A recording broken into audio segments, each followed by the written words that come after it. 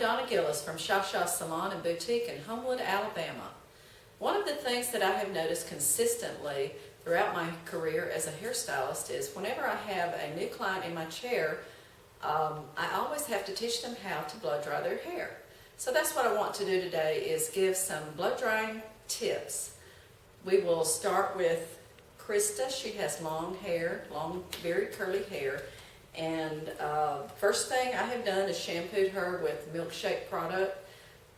It's for anti-frizz and helps straighten the hair.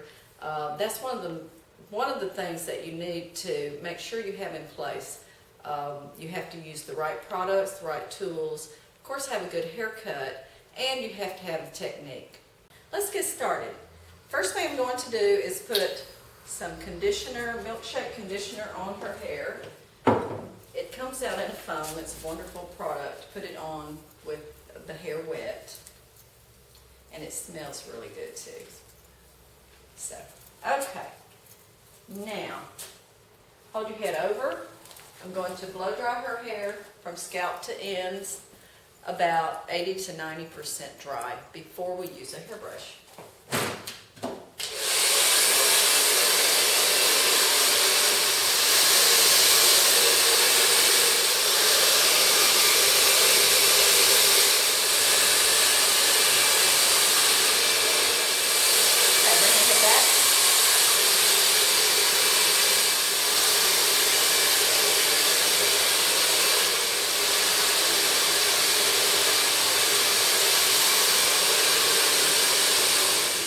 The next thing we will do is part the hair in sections.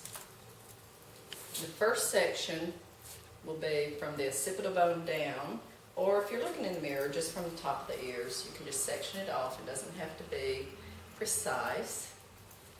Just get the rest of the hair up out of the way. And at this point, I put the Milkshake No Frizz cream on the hair.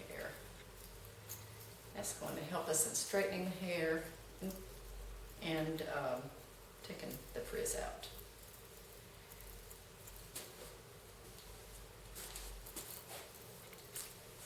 Okay. And I like to use a brush like this. It's an oval brush that has a vent brush on one side and boar bristle on the other. It's just easier for me, but whatever works for you. If you are used to a round brush, then use a round brush. Pick the hair up and put the hair dryer on top of the brush and bring it out from scalp to end.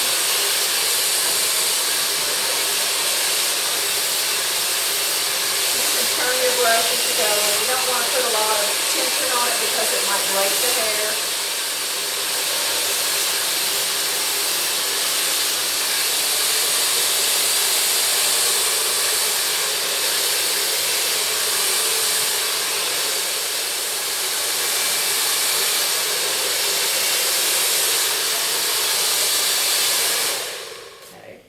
As you can see, the hair is nice and straight, except for the hair right here at the scalp, which is fine. That will give her a lot of volume. She doesn't have very thick hair. She just has curly hair. So if you leave a little bit of the hair at the scalp fuller and less straight, then you create more volume. Okay, we'll go to the next section. You just section it off. Most people will only need 3 sections. If you have a lot of hair or lots of different layers in your hair, you may need more than that. But I will probably use 3, maybe 4 on her. Then we will go back and use some more product.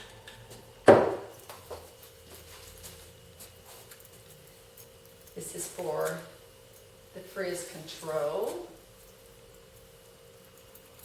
And there are lots of products available for that. I like to use the Milkshake. I use it at home and in the salon. Now you do this very same thing. You pick the hair up.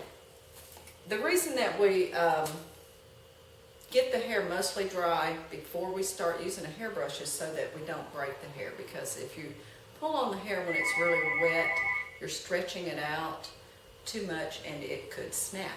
The reason I like the vented brush along with the boar bristle brush is because it's easy to pick the hair up with the vented side. So you pick it up like that, put the dryer on top, and just bring the dryer down like that. And you can turn the brush as you go, or if you can't do that, it's too hard for you, just bring it on down like this. That down is fine.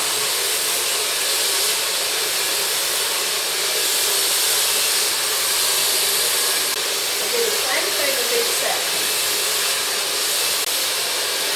If you notice I have a nozzle on the hair dryer, it helps to have a nozzle to concentrate the air in one area so that you are not just blowing the hair in all different directions. It's kind of like ironing. You can iron the hair. And you really need a hot hair dryer, very hot hair dryer. Now we're about halfway done, and you can see how pretty Krista's hair looks. It's nice and shiny and straight. All right, at this point you can use the milkshake product on dry hair also. It's going to help keep it smooth and in place. Okay, then we go to the next section. Okay, big difference in her hair. That's natural, which is very pretty when she wants to wear it curly. And then they're straight. Now, it probably looks like I'm pulling on her hair hard, but I'm not. It's just very relaxed. And as I come down, as the brush comes down, she just kind of moves with it. But it's not hurting at all. And it's not tangled. If you have a tangle in your hair, as you're trying to brush through it and bring the dryer down, drop it and get the tangles out, and then start over. When most of us with hair like this, my hair is similar to hers. My curl is not as pretty. Mine is more coarse and dry.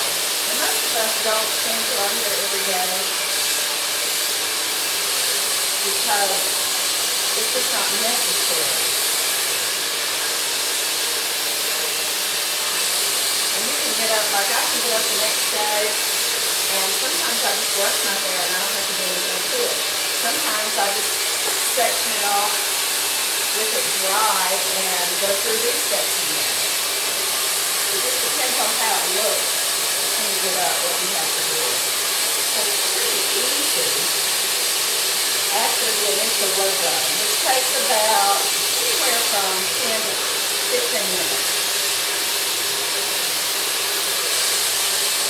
But then you're done and you don't have to do anything else to it, unless you want to flat iron it. Now that is an option. And a lot of times Krista flat irons hers. Now this last section, the top part, you're going to bring it up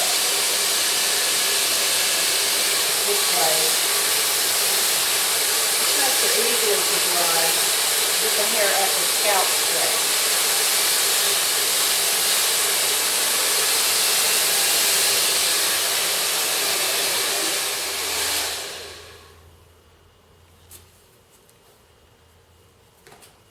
Okay, now get down those little frizzies with some more of the milkshake. There we go. And there you go. You can leave the house like that, feel confident about your day. You can flat iron it. You can spray it, which is, I don't ever spray my hair, but a lot of people still use hairspray. Or you can just go with it like that, which looks very pretty. There she is. What do you think? I love it. Okay, and that's it. Next time we will I will show someone with shorter length hair, a shorter version, and then we'll just keep getting shorter from there. So that's it. Come see us, 18th Street, Homewood, 205-870-5099. Thanks. Bye-bye.